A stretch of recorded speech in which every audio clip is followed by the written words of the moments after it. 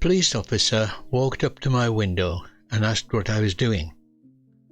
To be fair, after driving around the same roundabout 3 times, I could understand why he was asking. The strange thing was, I wasn't doing anything wrong.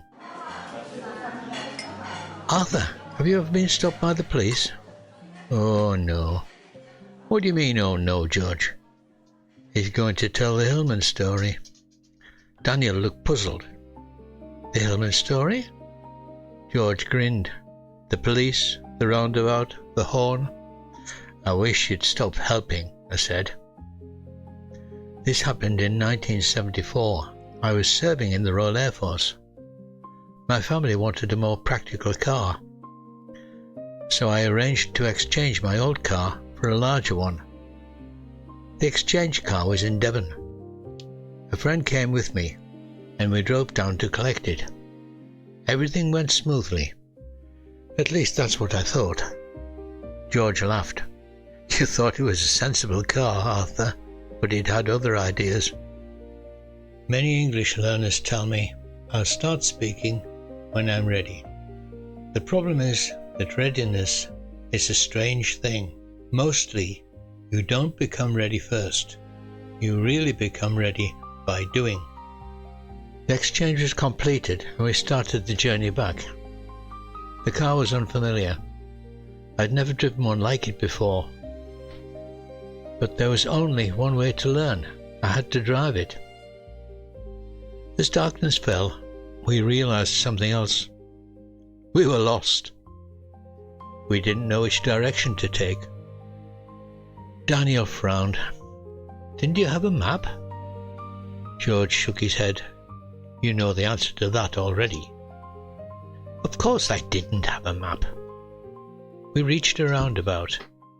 One road looked possible, then another, then another.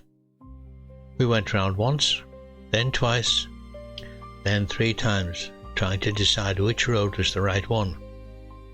Unfortunately, another problem had appeared. The headlights had worked loose. They were gradually pointing higher and higher. They illuminated trees, road signs, probably a few clouds, but not much road. Then there was this blue flashing light.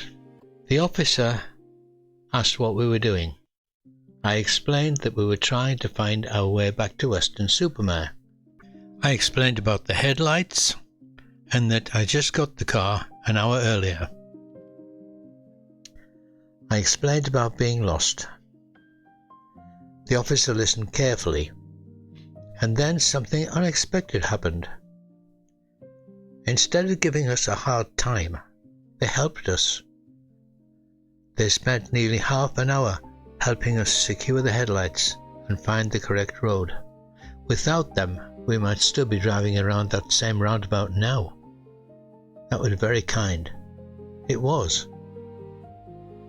George was trying very hard not to smile. "That's still not the best part." "I knew you were going to say that," I replied. Daniel looked from one of us to the other. "What best part?" George finally laughed. "The horn!" When people learn English, they often worry about mistakes. What if I say something wrong? What if I don't understand? What if I get lost in the conversation? Arthur got lost. He made mistakes, but he kept going. And that's how learning works. The following morning, I drove onto the RAF base. I was very pleased with my new car.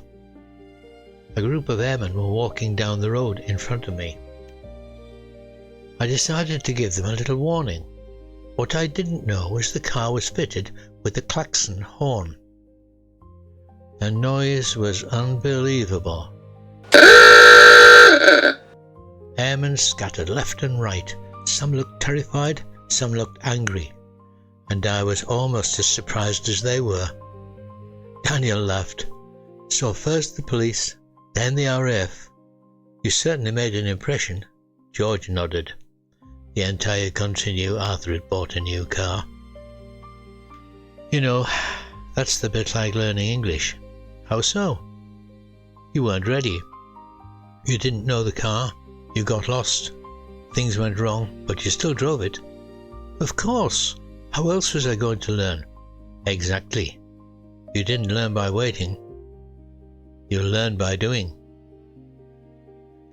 And sometimes the journey teaches you more than the destination.